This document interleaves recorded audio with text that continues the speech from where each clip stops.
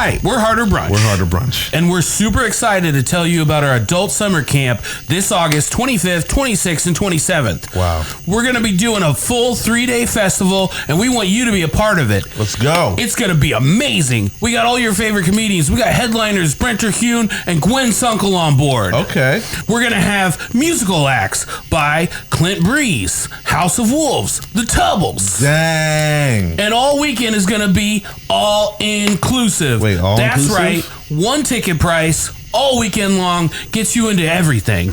We're going to be bringing back all of the favorite summer camp activities you remember as a kid. We're going to be doing swimming, archery, handicrafts, canoes. Wow. All weekend long, all inclusive. That's not even financially smart. Well, that's what we're doing. Get your tickets today at eventbrite.com, and we'll see you there. I guess we'll see you there. Harder Brunch. Summer camp.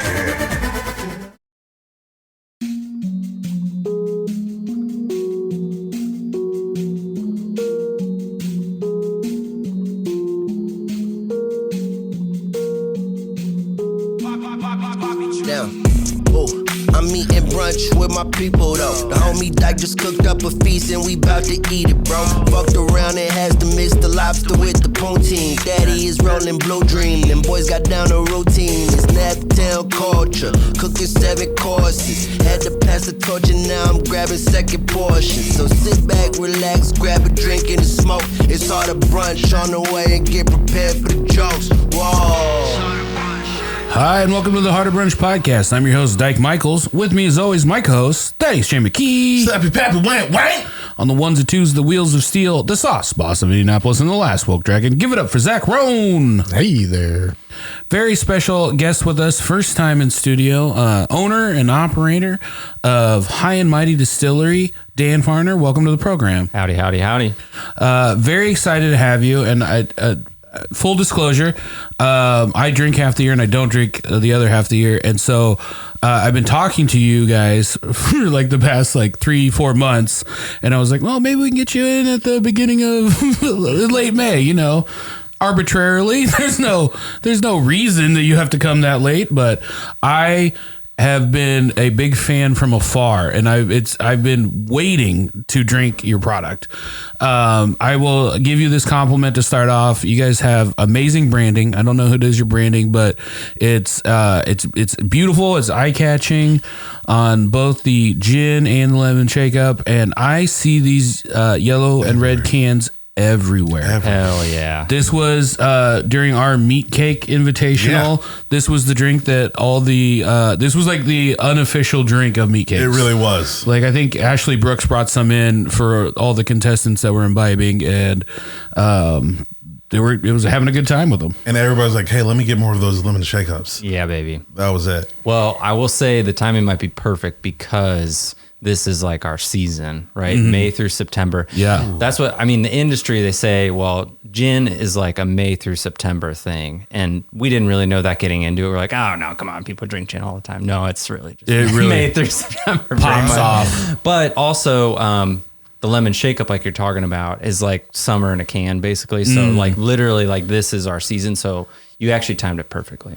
Well, and it seems to go. So there's a lot to unpack here, but you guys distill out at the Indiana State Fairgrounds. Correct. So I'm assuming that there's some sort of connection to the being a hard shakeup. I always associate that with the State Fair. Yes, absolutely. That's the idea. So we started this business legitimately in 2020. During the pandemic, and I've got a story about that too. We literally were just making drinks and putting them on people's porches, to have fun, and that's totally underground. But anyway, then when we decided to get serious with it, we needed a location, right? And so a friend connected us with the fair because COVID hit them pretty hard, and they lost a year's worth of revenue, no fair in 2020, right? So they had all these buildings that they weren't using. They thought, well, what if we try to find some businesses that could live here that, could capitalize on all the traffic that comes through? Because the fair happens, but then, there's all these events. Like this week, there was the Meekum Auto Auction. There's the Boat Sport and Patio Show, so there's literally 2 million people that come through the fairgrounds. So we thought, okay, that's a pretty good option, right? Yeah. And also we live like 4 blocks from the fair. So it was like perfect. Yes, exactly. So then our distiller, Nick, who wishes he could be here, he's a chef himself, actually. So I'm sure you guys might know each other in some form, but he had the idea right away, like, lemon shakeup, let's do it, because that's the drink of the fair. Yeah, you know, people in Indiana know it. Turns out it's really only an Indiana thing. I didn't, you know, but regardless, it's so smart. Yeah, I mean, he did an awesome job with the concept, and then like the flavor is like it tastes like a lemon shakeup. So, and what is, for people that maybe don't know, what is a lemon shakeup different than like lemonade? It's not, but it's fresh. I think the real difference is that it's fresh.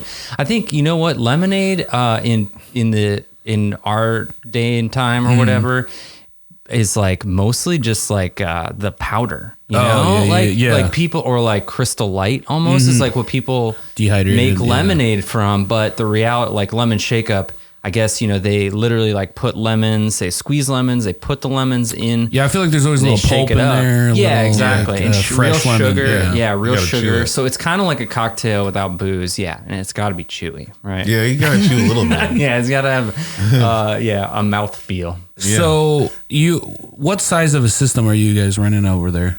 Well, so our still is a 250 gallon still. And we actually, there's kind of a fun story there.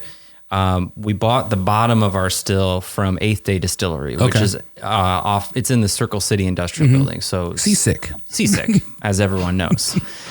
So anyway, they literally cut the top off of their still, sold the bottom to us, and they bought a 500 gallon that they retrofitted their top onto, and then they brought ours down to Louisville. There's a company that makes them called Vendome. There's like a handful in the world that make them, and one of them's in Louisville. So anyway, they then made a bunch of pieces and like retrofitted the bottom onto new top. And so ours has a brandy hat. It looks like one of those old timey scuba diving helmets. You know, like when people would scuba dive in the 19th century, with like all metal, and they weighed like 700 pounds.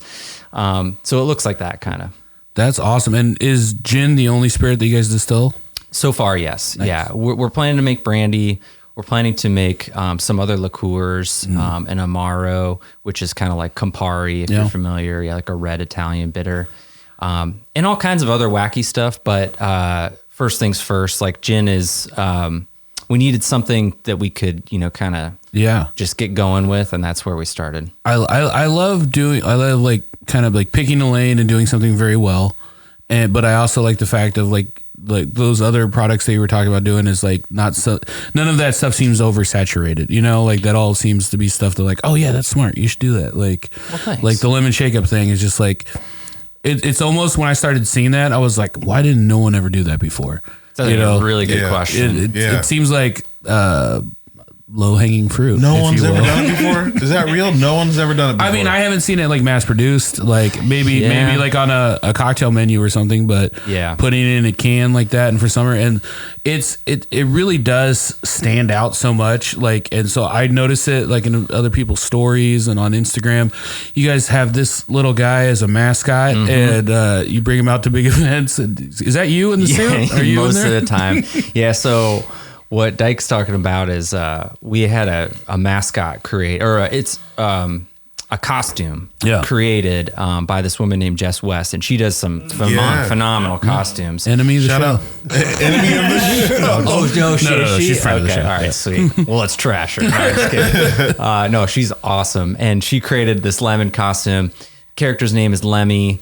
That was like a thing we did. I put on social media, like had people come up with names and vote on them, and Lemmy was the winner, which, it's a lemon, but also I like the idea of like Lemmy, what's the famous musician? What the hell is this? Motorhead. Yeah. Yes, exactly. So that was kind of where I was going in my mind. But anyway, so it's like a big lemon, and then you have to wear like yellow tights. And then if you look at the can, I don't know where the camera is, but we'll just put it right here. Lemmy has cowboy boots, but they're like yellow cowboy boots. Yeah. So like you have to wear like cowboy boots too, which is really awkward. And I bought like size way too big cowboy boots. And so they're just super awkward to wear. Does it get nice and hot inside that costume? Oh yeah. So to take it a step further, we like last year we launched this whole business in May, June of 2022. So it's pretty new relatively. I mean, we were working on the back end, like I said, since 2020 roughly, but we thought like, okay, well, we want to sell these at the fair. What can we do from a marketing standpoint to like get people's attention? And one of our partner at the fair who sells all of these at the bar, they're called Your Concessions. They're awesome. They do all the food and beverage pretty much at the fair. They were like, what if you like did like a costume or something? I was like, I don't know. It sounds like a whole thing. But then we were like, what if we did a costume? What if we did a costume? Yeah. So we did it, Jess made the costume. You go out in 90-degree heat wearing this freaking costume and you're wearing tights and cowboy boots and it's super awkward, but and also you can't see anything. You could see this much. That's right? Amazing. Yeah. But so what would happen was kids just flock to the costume because they're like, oh, it's like the character, like at whatever, like at Disney World. And they like, literally they're like hanging onto your legs while you're trying to wear a costume. So I felt like I was just like pushing kids out of the way. You know what I mean? Like the whole time. Yeah. So that's pretty much what it ends up being. Does that fall under marketing towards children? No, these are for your parents, kids. This is strictly for your parents. So the costume is awesome, but it turns out that like, it's also just kind of goofy. And so I just try to now make it as hilarious as possible. So I've been putting videos up on Instagram, which you can pull up sometime. Actually, if you just hit that button right there. Yeah. That's great. Who does your social media? You guys got some beautiful photos. Well, thank you. We do it all ourselves. Like I do most of it, but nice. The photos primarily we have, like those photos are all done by our photographer friend, Leah Tribbett. That's great. The one at the state fair in the archway there is beautiful. Thank you. Like, that is amazing. Thank you. That is awesome. I want to say something about Lemmy. Like, I kind of want to meet this lemon character. Yeah. Like, it would be cool to see. What if like we rented that lemon character for camp? Yes. I think that, well, I mean, if you want to come on down, sold. We could definitely do that. We're going to be doing Harder Brunch's adult summer camp. Hey, this August 25th, 26th, 27th. Camping, drinking, comedy, music, handicrafts, archery, food fights, money, capture the flag, prizes. People in lemon costumes. Trivia. Drugs. Whoops. Maybe. BYO drugs. I didn't say that. I did not say that. Tickets are on sale right now. We are renting out a real ass summer camp, and we're doing a comedy, music, and food festival in Brown County, Indiana. It's going to be amazing. It's all inclusive. So you get your ticket, you get your camping provided, you get your meals for the weekend, you get all your drinks, you get all your entertainment. It's going to be super fun. Tickets available on Eventbrite. Harder Brunch Adult Summer Camp. Swimming. You can go swimming with Thad. That's going to be an activity. That's true. He'll be in his fishnets. Okay.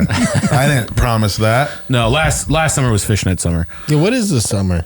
We'll let you know. Oh, okay. Easy. We usually that's the state of the brunch thing. Come on. It's Hot Boy summer, okay. obviously. Wow. That's State of the Brunch Father's Day, baby. So I have a couple questions on your backstory, your business, because your wife is your business partner. Correct. And she came over and got to eat the brunch. She had to leave because you guys have a cult of children at home. A real gaggle. Yeah, real gaggle of kids. A team. And so I said this to some other people, and I was like, yeah, they got 4 kids, and they started a business together. And they're like, are they trying to get divorced? Yeah. What's going on here? But like kind of walk me through like how that happened, like within your relationship to make your partner and take this on. Yeah. Ooh, that's a good one. Well, I think there's a real good story here, actually. A real wholesome, good story, hopefully. We'll see. Anyway, so let's see. I spent the earlier part of my career in music, which I was saying earlier, and then in marketing. So my background, I run ad campaigns for brands like by day. By night, I'm just Lemmy. Hanging out at children's parties. Not awkward at all. But anyway, so I've been, I was living in that world for like 10 years or so, and then kind of got the itch. I started my own business like maybe 4 years ago, but I got into it after a few years. It was kind of, I was mostly on an island. I work for myself. I work at home now, and it's just me. And, I have clients and I work with a lot of really great people and thankfully a lot of clients, or I have some really great clients that really trust me. But, I can say that just working by yourself all the time, you miss a lot of aspects of, social aspects of work and whatever. So human interaction. Exactly. Like seeing other people, putting on clothes. So anyway, we got the fortune to take a little vacation away from the kids, our 10-year wedding anniversary a couple years ago. And we kind of, got a chance to step back and dream a little bit. And we're like, what do we want to do? Like, what do we want to do with the rest of our life? Right. I think we realized pretty quickly, thankfully, we've worked hard at our relationship and, there's a lot that goes into that, right? So anyway, we realized, well, I think we want to work together actually, but what do we do? Like, what could it be? And so we're both cocktail nerds and kind of came to the realization that something in this world, we didn't know what it was yet. And so that was kind of the start of it, right? But a couple other things that kind of help us, allow us to do this.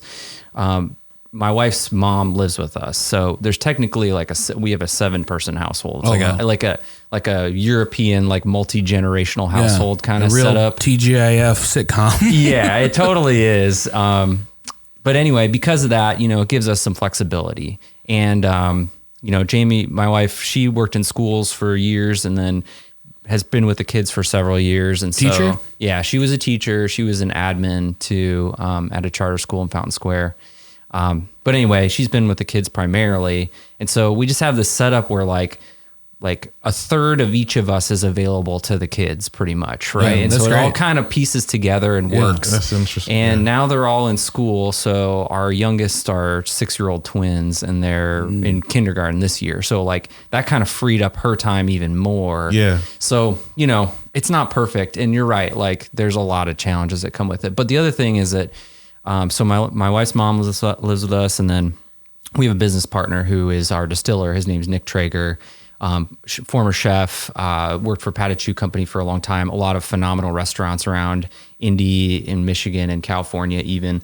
But anyway, he, you can kind of see him on the screen there. Real smiley fella. Yeah.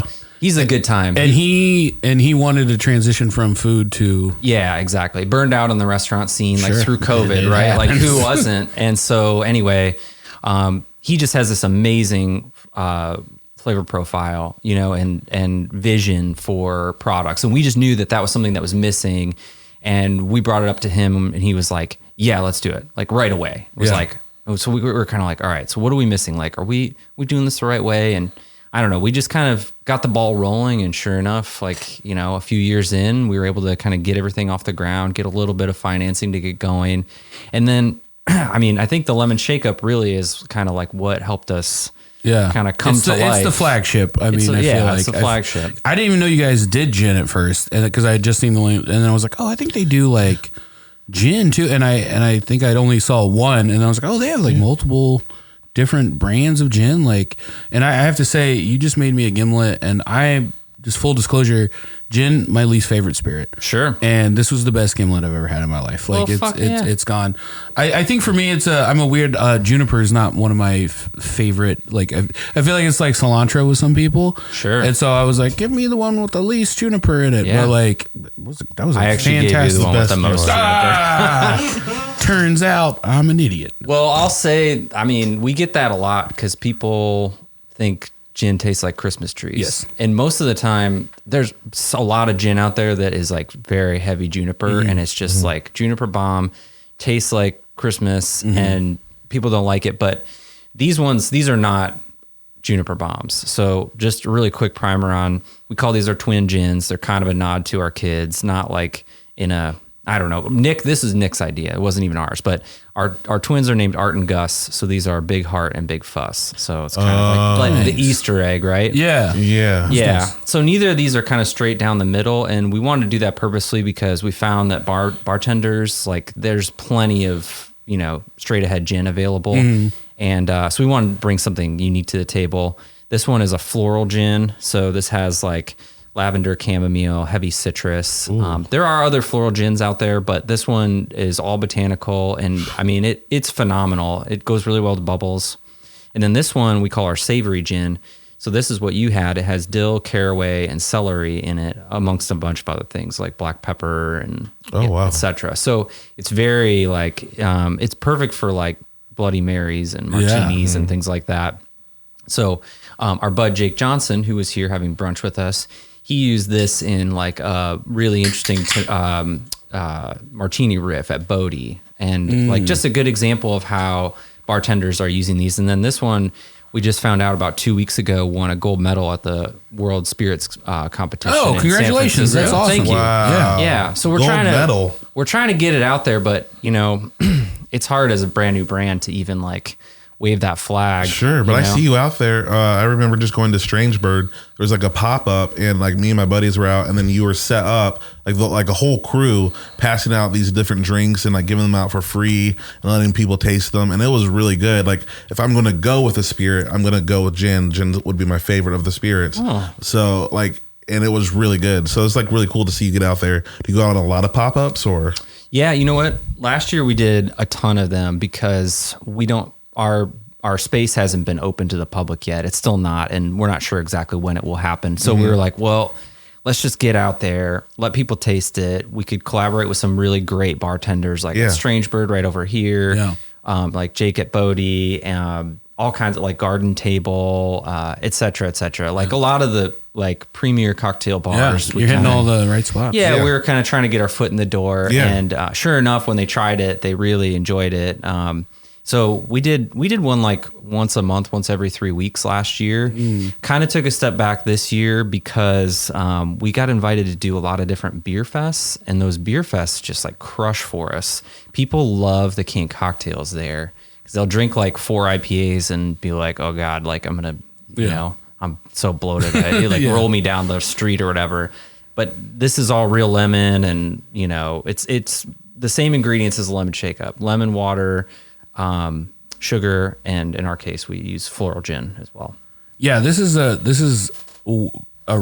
could be a real problem for me. like I'm like, oh man, this lemonade's great.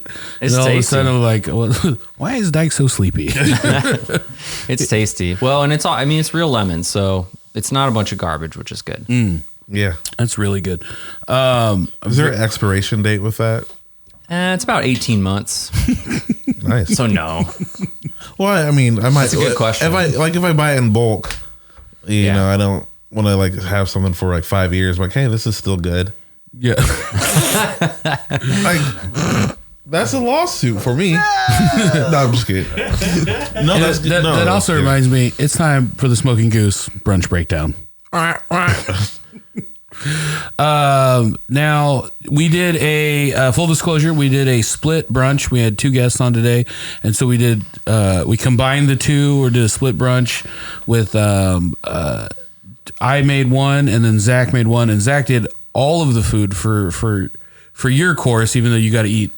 I mean, let's be honest, you ate everything. Oh yeah. But Zach, would you like to go through the courses of the brunch that we had today? Yeah, absolutely. So the first one, I did a gazpacho with a grilled cheese, and I used that one there, the Big Heart Gin, in the gazpacho. And then on the grilled cheese, there was tomato jam, bacon, and avocado. Man, it was really good. I feel like I saw everyone shift gears because we already had like 3 courses. And then I was like, oh, we're all doing like tiny courses. And I was like, oh, this is a giant grilled cheese and tomato soup. And that's what I like heard like some people like, what's going on now? But I thought the flavors were amazing in it.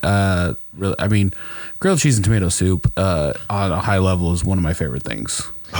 It wasn't good. It was great. Zach, you seriously crushed it. That was the best gazpacho I've ever had in my life. Thank you. Hands down. You did say that at the table, so I could confirm. Absolutely. I mean, gazpacho isn't something that people probably eat a ton of in Indiana because it's not like fried, I guess. But yeah, but I mean, it hit all the right notes. But it had this texture that was like just I don't know how you describe it. Like it was like toothsome, like it was like, you know, like had some real texture to it that was delicious, and then super fresh, and there's fresh parsley that you put in there, and that was just like it popped. It was so good. I'm such a big fan of parsley. Like I think it's so overlooked. I think it makes a lot of things really fresh. Was that your own parsley? Was that your own parsley? Yeah, I grew it from my body. What do you mean? In your undercarriage? I mean, I know you grow food sometimes. You be out there taking your own stuff. I don't grow food. Whatever. No, it was not. I didn't make that parsley. Couldn't tell. Manufactured it. Your second course, and we all on the show know that I hate to give Zach compliments, but I thought the second course it was not only delicious, but I thought it was a beautiful presentation. Oh my word! So I did a pickle brined chicken. So I used the Big Fuss gin in my brine for the pickle, or along with just like pickle juice. And then I marinated the chicken in that, and then rolled it up with prosciutto, pickles, and then white cheddar, and then roasted them, and then served it with a dill sauce and some asparagus. It was money. It was a real beaut. Oh my gosh. Well, the asparagus was perfect. And then it was, it had like it was seasoned to perfection. And as Emerald would say, perfectly cooked. I mean, it was so good.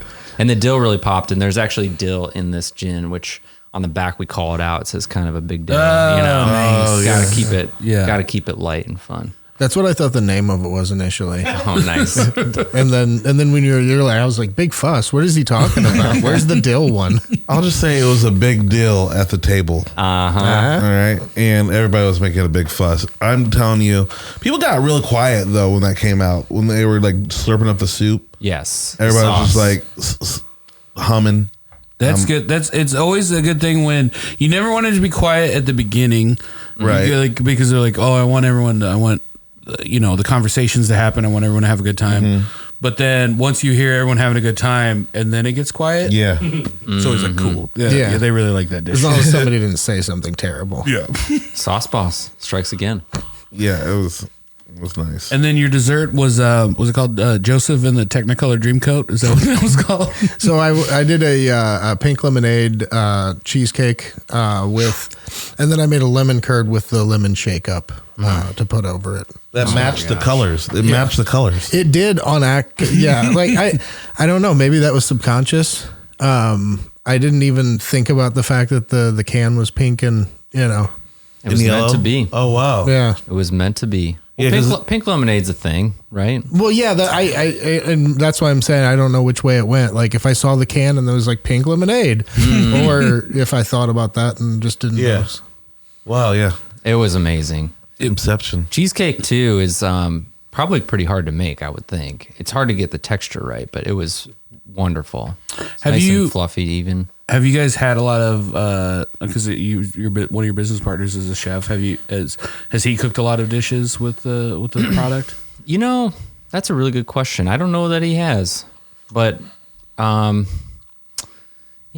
don't know if we've had many people use our stuff in food before. It's a new concept. I didn't even actually realize you guys were doing it until you came over to pick up some of the stuff and you mentioned it. I was like, oh wow, that's an amazing idea. So you would suggest it? I highly recommend it. Yeah. Okay. Yeah, it comes recommended. Yeah.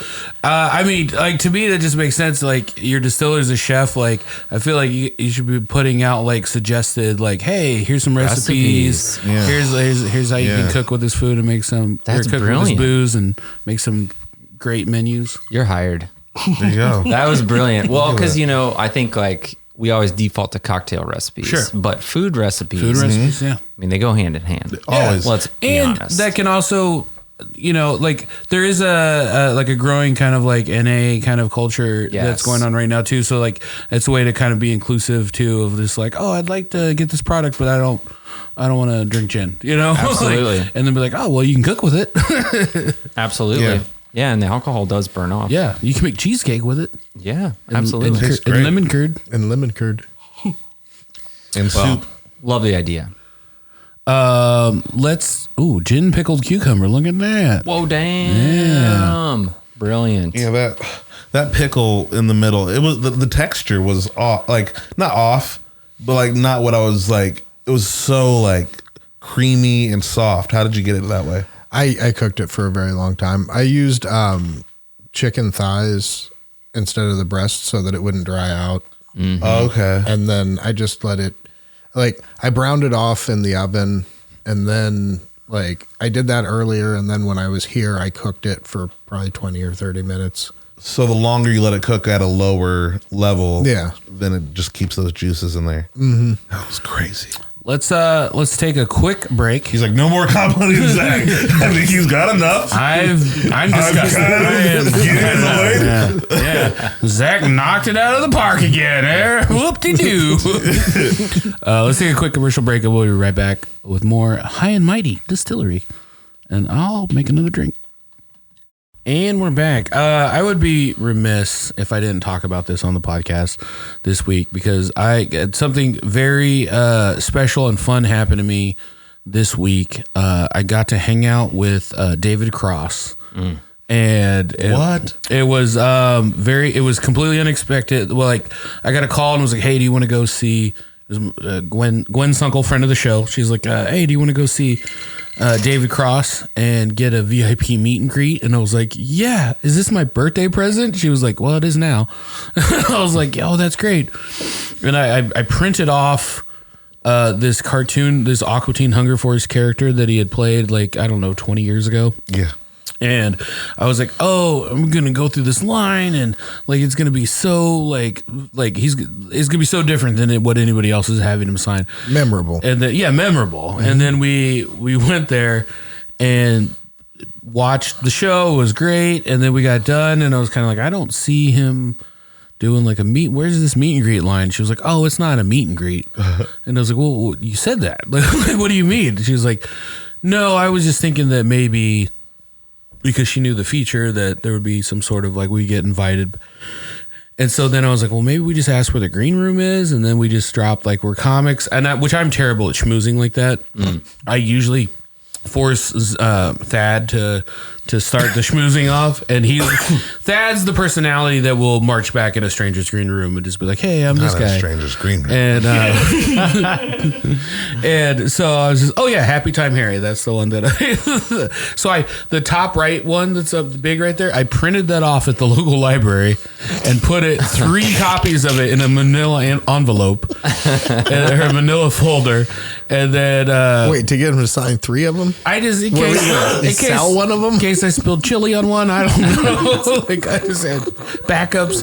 I'm not like a get stuff autographed guy, so I didn't know what you should do. So I printed off 3, and then we went there, and like 3. I'm trying to ask like security. I'm trying to be like, hey, like where's the green room at? And they're like looking at me, and they're like, why do you want to know? Like, with your manila envelope. Yeah. I got some things I need to show David Cross. I got 3 things he needs to sign. I don't have any arsenic. Yeah. And so they're like, well, like, do you have like a badge or something? Like, I was like, we are here for the VIP meet and greet, which I knew was not a thing. And they're like, yeah, do you got a badge or something? And I was like a lanyard or a badge? And I'm like, no, we got our, and like, Gwen's like, well, we have the tickets. And so she starts pulling out her tickets, and the lady looks at tickets that look like everyone else's tickets. And she's like, yeah, what? Those are tickets. She was like, yeah, you're not going to the green room. Like, she was like, you guys need to go. And so we were just like leaving. And then Gwen gets a text from the feature, and we got invited to go hang out with them afterwards at a bar. Yeah. And we were going in, and Gwen's like, you have to bring the envelope. You have to bring that in. I was like, I don't know if I should. She goes, no, you have to.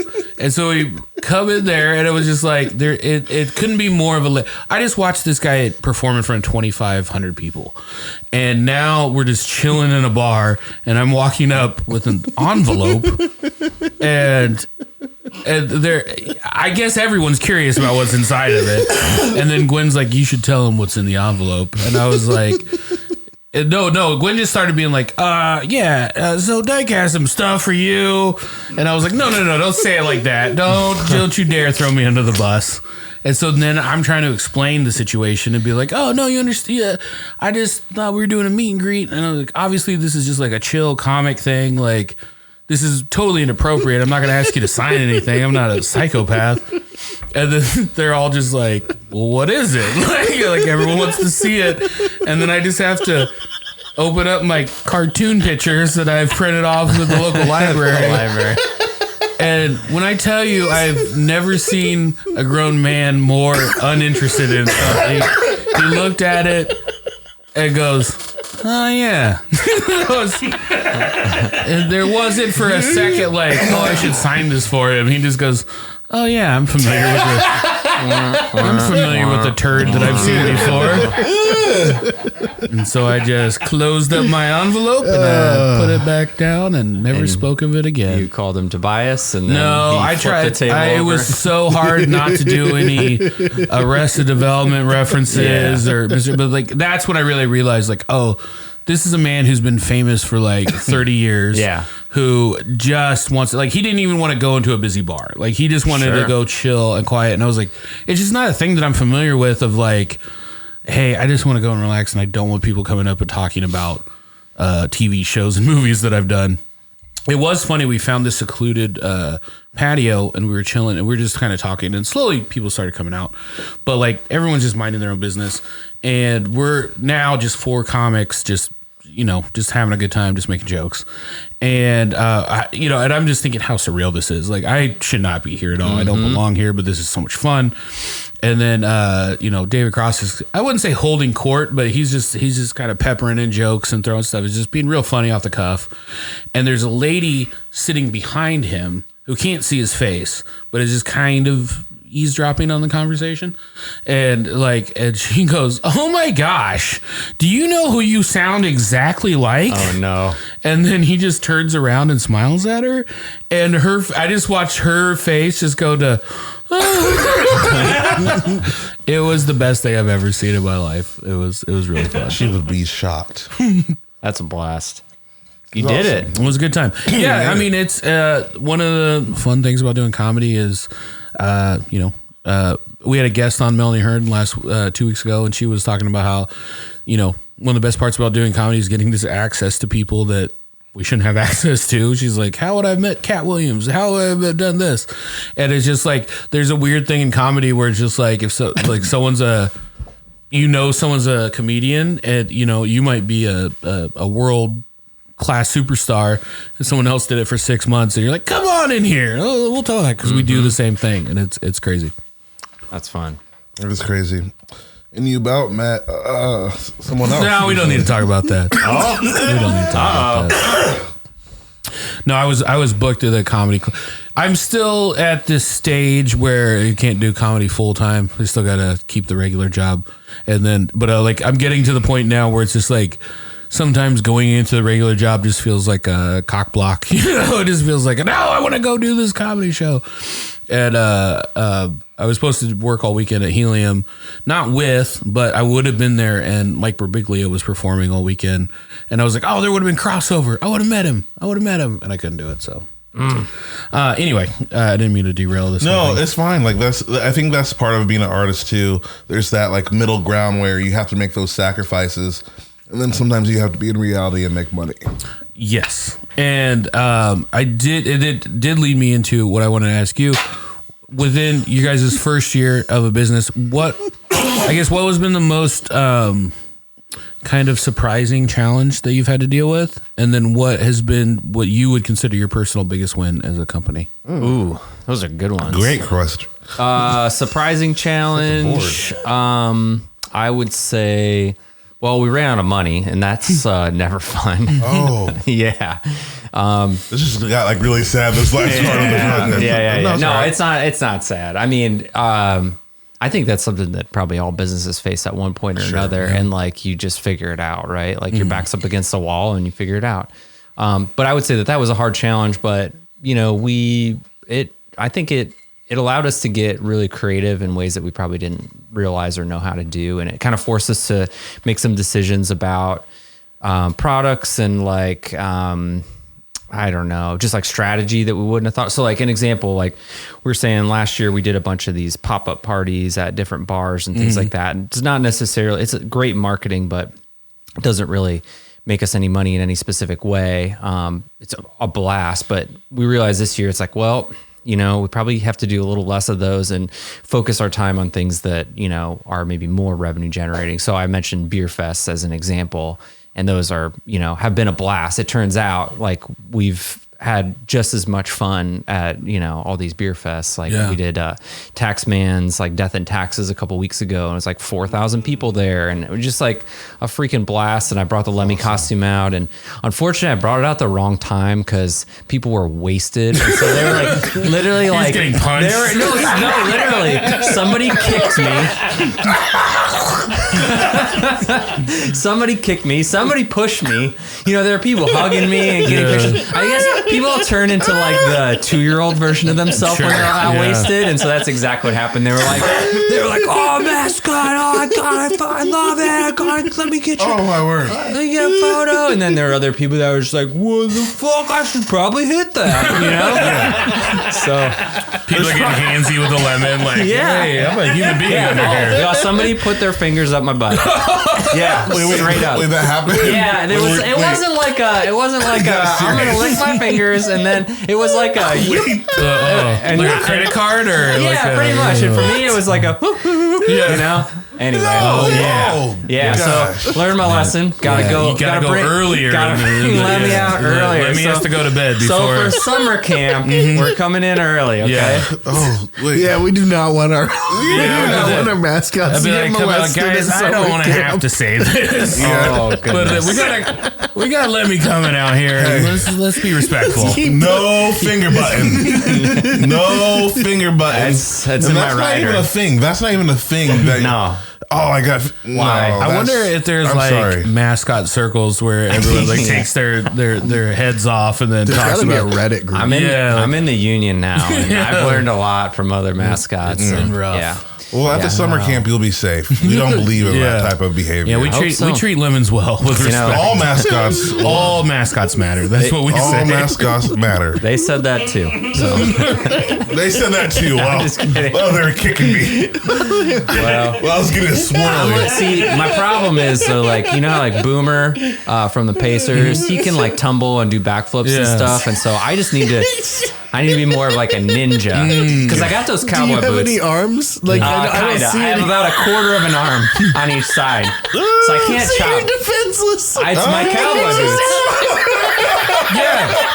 Yeah, it really is just a lemon with legs. There's no arms. It's just trapped in arms. You need to make a stronger mascot. I think so. It's a very kickable mascot. Yeah, you're right. It's like a football. My mascot would be able to beat the crap out of people.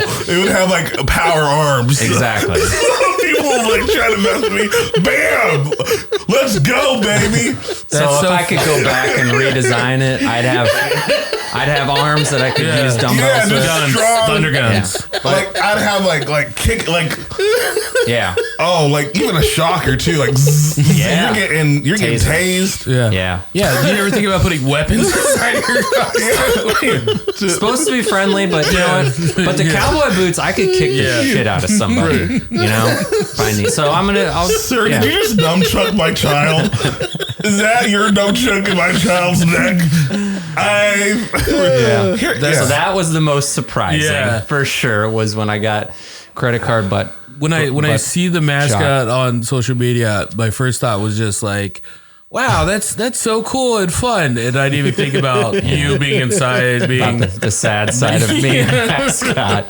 Oh yeah. You take off the helmet around your wife, and you have to I need to be alone for a while. Yeah. We got to do a commercial with you where it's like that song, "Tears something wondered why," and you walk out, and then you talk about the abuse that you had, and then like another mascot walks out. We'll get Jess West in this.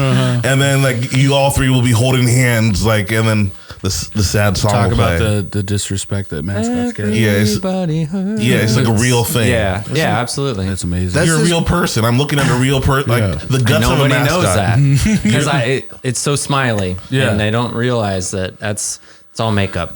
Yeah, you are Those the are Like the Joker. Those are hard lessons to learn. It's Yeah. just crazy that that's all it takes to elicit that reaction from a group of drunk adults. I mean, as You know, soon as you like- said it, they were just like, I mean, it adds I up. should go punch this guy. I was like, yeah, that makes sense. Yeah. You know, there's a percentage of people that are like, you think you're so funny walking around here, Lemon Man? Let me show you. Put my hand in your ass. And then and then people are gonna be, you're not a human. You're a cartoon character at that point. And they're just like, well, I can. It's all wallet back there too. Come to think about it, I was at this one place and we just beat the shit out of this lemon shakeup, like this little lemon thing. We were like running our fingers in its butt and stuff. And he's like, man, I got a family. I'm trying to start a business.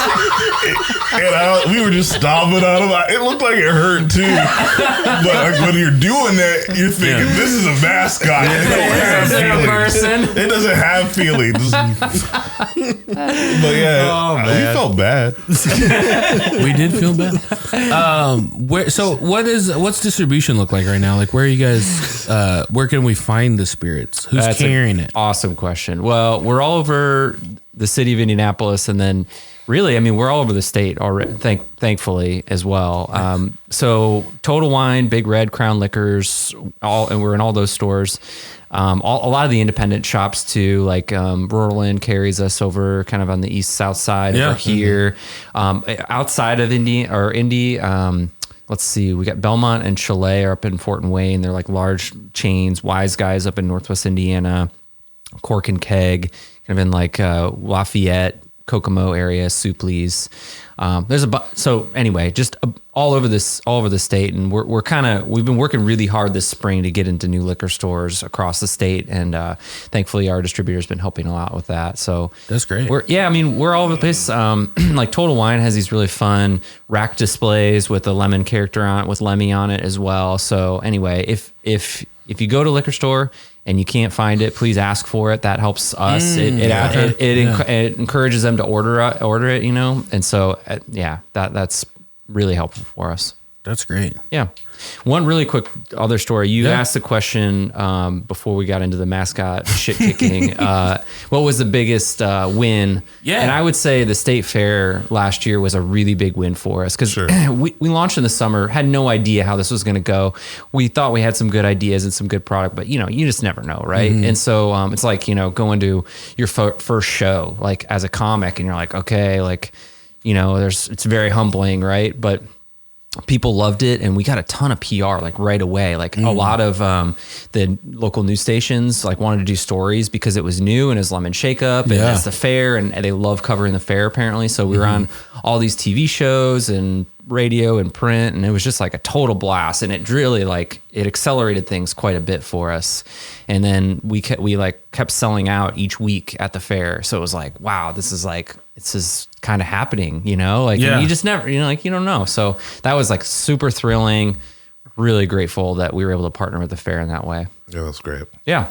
I'm just like, how do you get it? I was like, I'm just trying to think of anything that's like fair adjacent. Yeah, like, exactly. How do we keep summer going all year round? Yeah, it's tough, but that's okay. We have some winter products that we... Yeah, I just...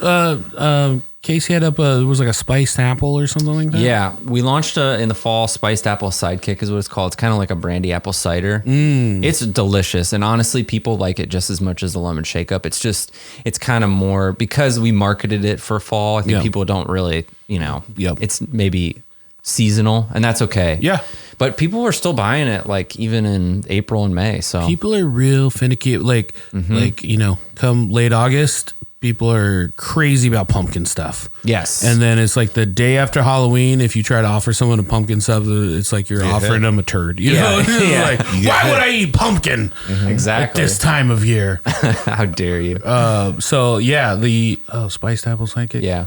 Well, and really quick, like what's next is we actually have a cherry shakeup that's going to be coming out in June and July. Good. Cherry shakeup. Yeah, I mean, so it's like a variant or a variation of lemon, but it's got it's real cherry juice and everything. And it's really tasty. We got a cherry character. We're actually partnering with Ball State on that one. You should just get like a MMA fighter to be in that costume. Yeah. I got to just find more people who want to do it. Yeah. I think. Have a cherry that just carries a sword. Yeah. He's friendly, but don't mess with him. What if it's the cherry stalk? They just pull it out of their head and it's a freaking sword. It's a samurai sword. Yeah. Or something. It could be any sword. That's a good idea. Yeah, a cherry slice. Yeah, absolutely. So look out for that. It's coming, and we'll have it in all the stores as well. Or Jerry Slice is his name. Jerry Slice the cherry. Yeah. So you said your background was in like marketing and music. Yeah. And then you start this, like, what's been interesting to you is like getting into this kind of new lane as far like personally, like what have your takeaways been about selling alcohol? Oh, yeah, that's a good question. Well, I would say that marketing's kind of like the thread throughout and like promotion throughout my entire career. So I started as a musician, just like touring and like putting shows on. Trying to get people to come to shows. Exactly. Trying to get people to come to shows. I worked at the Vogue for a while as a production manager. I used to staple flyers to telephone poles. And Bless your heart. You used to work at the Vogue? Yeah. In like 2007, 8, and 9.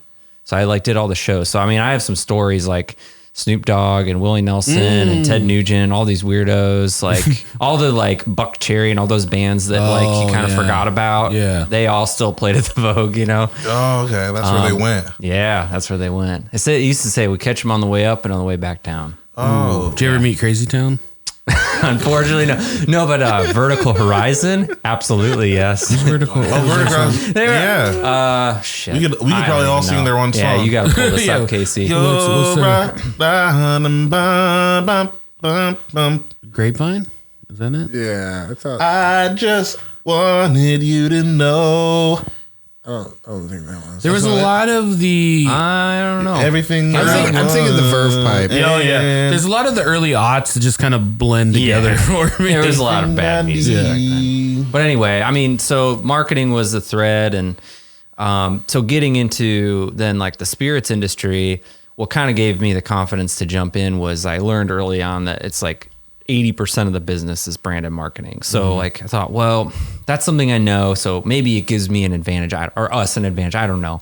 And I think to a degree it did, but I mean, I'm not the designer of any of this. So like I can't take credit for all the design. But you hired him. Yeah, right. And picked it. And I would say that as far as the brand goes, like it's definitely like our baby, and you know, finding the right people to work with. So like the character was designed locally by Guide and Anchor. They do a lot of like, they do King Doe and Natural State Provisions and a lot of like beer branding as well.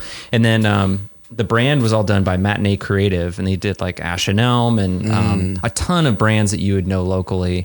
So, you know, just collaborating with really fun and talented people, I think helped, you know, really bring it to life. So, you know, I think that's probably been the biggest takeaway is like, well, betting on marketing allows us to scale a little bit, you know, and at least be appealing to the right people. So, you know, that's the best we could do. What are you looking forward to business wise for 2020, the rest of the year?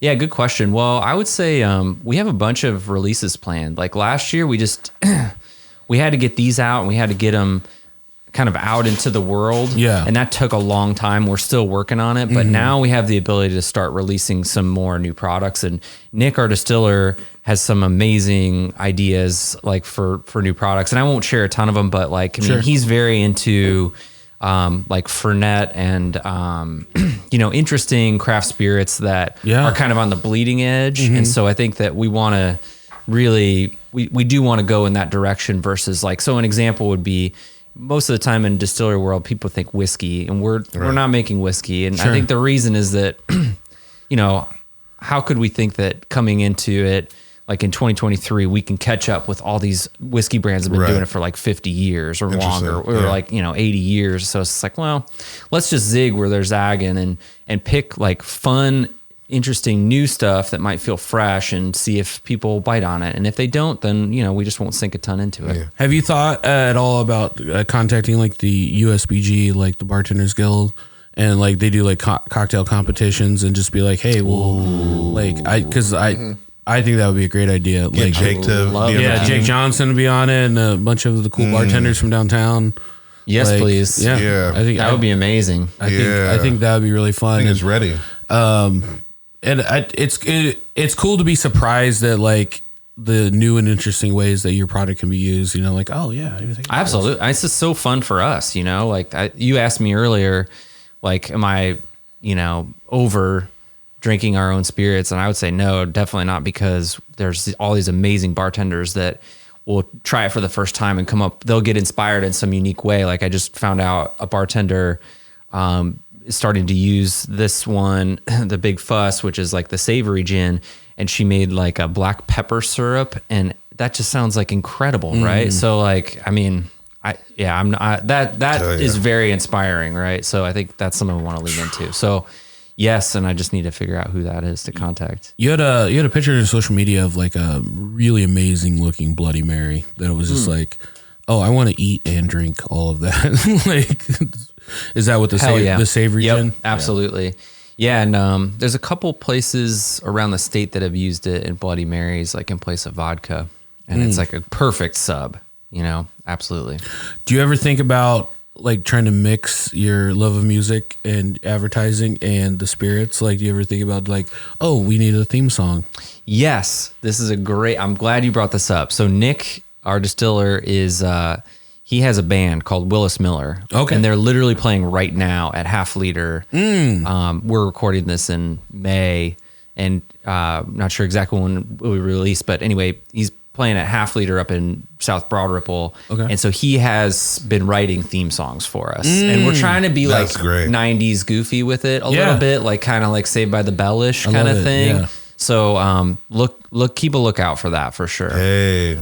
Wow, I didn't know like there's so much musical talent on the team too. Like, do you guys ever think about doing like a show, like putting on your own show? And that would be fun. Like, yeah, I got so many ideas. I don't know. Let's do it. Let's do it together. Hey. Well, I would tell you, if you need a band for the summer camp thing, Yeah. Willis Miller, I mean, they're like, it's, how do I describe it? It's funky. It's kind of like a Wolfpack vibe, but like with a little bit of dad rock mixed in, like Steely Dan-ish kind of thing. So yeah, it's really fun. We're so excited about this summer camp, and then like kind of the stuff that we've been talking about too, about like year one versus year two. Like year one, like you said, it's just like, we just need to let people get the word out, let people know like, hey, we got this dope thing, blah blah. And like I can't even imagine right now how it's going to grow in year two, because are you familiar with meat cakes at all? Like our meat cake invitational? Yeah. Like we did that year one in our living room with Zach, I, and our friend Bridget, and it was just kind of it was just between the three of us to see bragging rights, basically. Sure. And then the second year we did it Almost Famous, and we had like 50, 60 people, 50, 60 tickets sold, people to come out. And then this year we doubled that. And then amazing. Like next year we already have some, bigger and better ideas. And then like Thad really came in and like we do the meat cake thing, which is the hook, but Thad really just turned it into like Carnival. And shout out to Jess West, because she made costumes. Yeah. He had meat pants, meat shoes, meat sweats. The back of his pants on the butt said meat cake on them. Oh, that's so perfect. You didn't get beat up though. You didn't. No, people didn't. My arms were out. Yeah. You gotta have the arms out. Yeah, that's the problem. Yeah, you have to have. I think we've figured out the issue with the costume. I don't mean to be. I don't know if you're allowed to say this anymore, but you can't be T-Rex with that. Like, like you gotta be.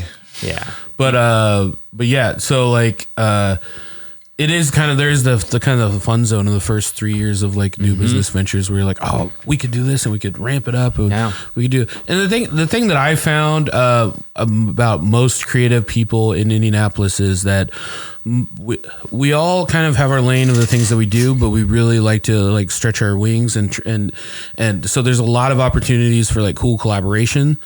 And it's just like, you know, like you're multi-talented. You have the music, you have there's different things that you can do. Yeah. And we all get a little bored of just doing the thing that we're doing. And then we want to be like, well, I could be creative in this way too. Yeah. You know, and doing those fun things and then growing it out. It's That's true. Indie is really good about that. It is. I mean, that's probably why I would say I was attracted to, I moved here in 2006 from Muncie. okay. Originally born in Chicago, but it felt like, you know, you could do whatever the hell you wanted here, right? And like obviously you can't, like Meat Cake, it's like such a great example of that. Yeah. Like my weirdo glam rock band, like I guess like there's a place for that, right? Yeah. And our wacky distillery, you know, for sure. And I would say, I mean, we are interested in doing some more collaboration and within the distilling world, but also outside of that too, for sure. So. Well, you have a friend in Harder Brunch. Zach, can you drop a beat for me? That friend drop. One more time. Where can people, if they wanna get your product, they wanna follow you guys on social media and catch up with everything that you're doing? Yep, hit us at Drink High and Mighty. It's high HI, like hi. drinkhighandmighty.com, and then at Drink High and Mighty on Instagram is probably the best way to find us. Daddy's Jake. You can find me at Thad McKee and Instagram and Twitter. And you can find me anywhere, really. Anywhere you look. Omnipresent. There you are. Zach Rome. If you're suffering from mascot abuse, you can follow my new support group at There's a Person Inside. There's a person inside! Yay! Give yourself a applause for that. Oh, man, that's so good. There's a person inside. Oh. And, you know, I think if we just treat everyone out there like there's a person inside, we make the world a better place. Yeah. We'll see you next time. Bye-bye.